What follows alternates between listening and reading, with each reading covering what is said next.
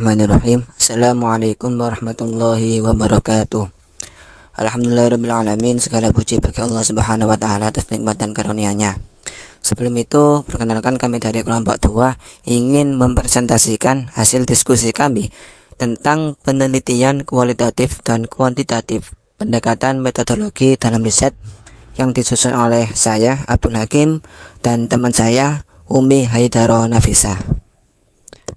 Pernahkah Anda bertanya-tanya mengapa beberapa penelitian menampilkan angka-angka dan grafik, sementara yang lain menyajikan cerita mendalam dan perspektif?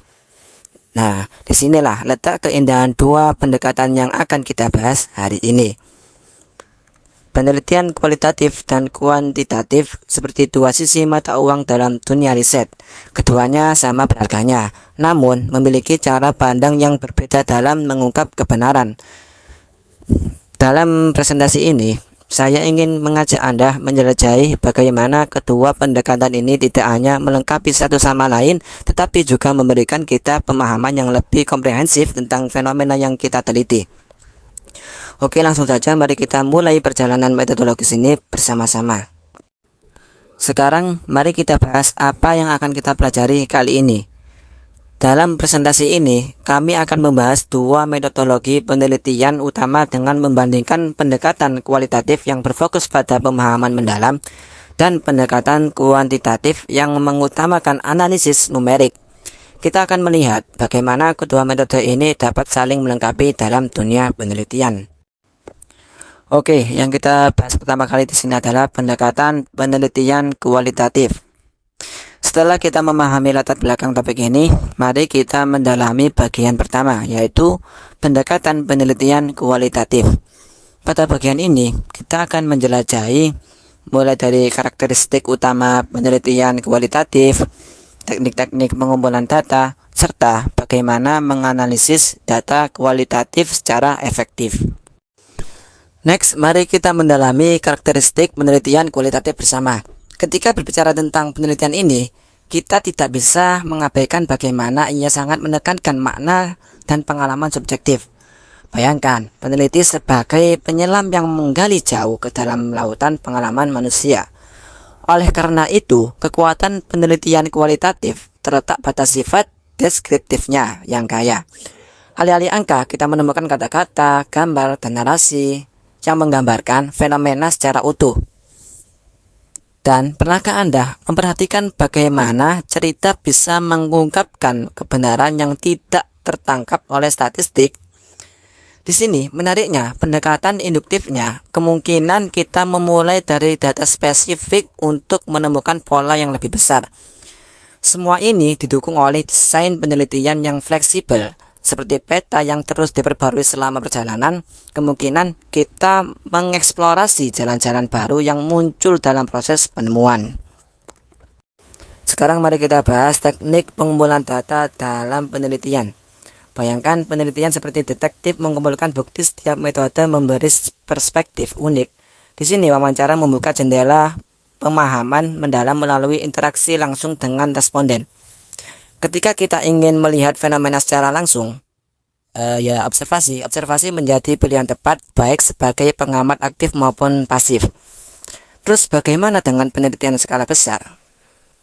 Jawabannya kuesioner. Kuesioner hadir sebagai solusi, memungkinkan kita mengumpulkan data dari ratusan responden untuk dianalisis secara statistik.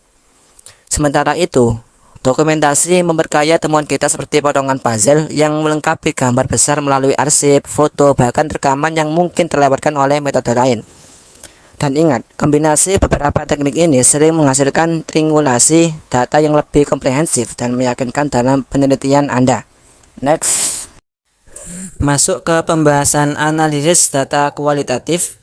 Di sini, mari kita selami dunia analisis data kualitatif. Bagaimana kita memahami informasi yang tidak berbentuk angka? Nah, di sini analisis data kualitatif hadir sebagai proses sistematis mengorganisasi, mereduksi, dan menginterpretasi data non-numerik untuk menemukan makna tersembunyi. Perjalanan analisis ini mengalir melalui tahapan yang saling terkait, dari mereduksi data untuk memfokuskan penelitian, menyajikan dalam format yang lebih struktur, hingga menarik kesimpulan bermakna. Ibaratkan kita sedang memilah-milah ribuan kepingan puzzle untuk menemukan gambaran utuh. Dalam prosesnya, coding menjadi kunci utama. Teknik ini seperti memberikan label pada setiap temuan berharga dalam transkrip wawancara atau catatan lapangan. Untuk memastikan keabsahan, triangulasi data membawa kita menggunakan beragam sumber dan perspektif, menciptakan jaring pengaman validitas yang memperkuat kredibilitas temuan kita. Setelah memahami konsep dasar penelitian kualitatif, mari kita beralih ke pendekatan yang lebih spesifik. Pada bagian kedua ini, kita akan membahas tentang pendekatan penelitian kuantitatif, meliputi karakteristik utamanya, metode pengumpulan data, serta bagaimana data dianalisis secara statistik yang akan dijelaskan oleh teman saya, yaitu Umi Haidaroh Nafisah. Pada bagian kedua, yakni pendekatan penelitian kuantitatif. Setelah memahami konsep dasar penelitian, mari kita beralih ke pendekatan yang lebih spesifik. Pada bagian kedua ini, kita akan membahas pendekatan penelitian kuantitatif yang meliputi karakteristik utamanya, seperti metode pengumpulan data, serta bagaimana data dianalisis secara statistik. Terus, bagaimana angka-angka bisa mengungkapkan kebenaran ini ya? Mari kita bahas karakteristik penelitian kuantitatif yang membedakan dari pendekatan lainnya. Yang pertama, penelitian kuantitatif di mana menghadirkan dunia dalam bentuk angka dan statistik. Bayangkan mengubah fenomena kompleks menjadi data numerik yang dapat diukur dan dianalisis secara objektif. Di balik angka-angka ini terdapat hipotesis yang diuji dengan pendekatan deduktif, seperti detektif yang membuktikan teori. Penelitian kuantitatif menguji asumsi dengan metode sistematis. Keandalan hasil penelitian kuantitatif itu bergantung pada sampel besar. Semakin banyak responden, semakin kuat dasar untuk generalisasi. Seperti jajak pendapat nasional yang membutuhkan ribuan suara untuk akurat. Yang membuat pendekatan ini istimewa adalah objektivitasnya dengan instrumen terstandarisasi dan pengukuran presisi. Bias peneliti diminimalisir sehingga temuan lebih dapat dipercayai dan direplikasi oleh peneliti lainnya. Terus bagaimana kita mengungkapkan kebenaran dalam penelitian? Mari kita eksplorasi beberapa metode pengumpulan data yang efektif. Ketika kita ingin memahami pengalaman seseorang secara mendalam, wawancara adalah menjadi pilihan utama. Bayangkan percakapan bermakna yang membuka jendela pemikiran responden. Pernahkah Anda memperhatikan perilaku orang tanpa mereka sadari? Itulah esensi dari observasi.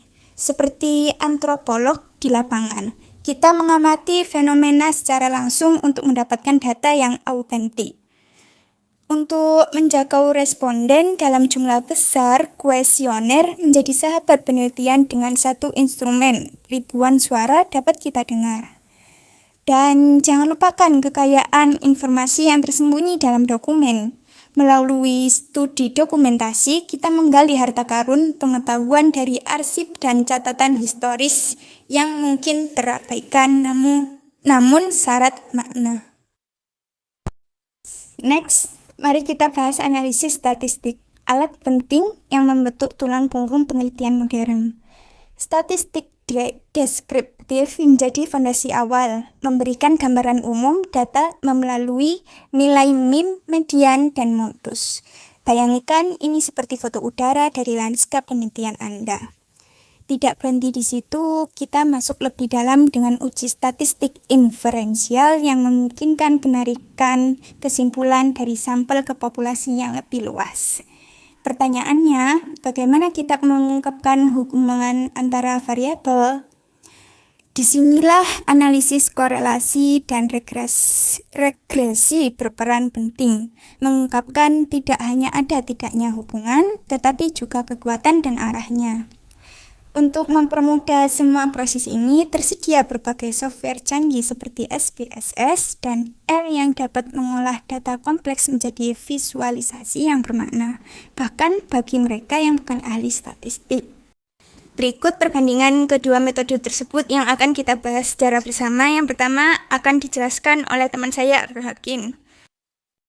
Oke, setelah memahami kedua metode tersebut secara terpisah, mari kita beralih ke bagian 3. Perbandingan kedua metode. Di sini kita akan mengkaji kelebihan dan kekurangan, mempelajari penggunaan metode campuran, serta kriteria pemilihan metode yang tepat untuk situasi Anda.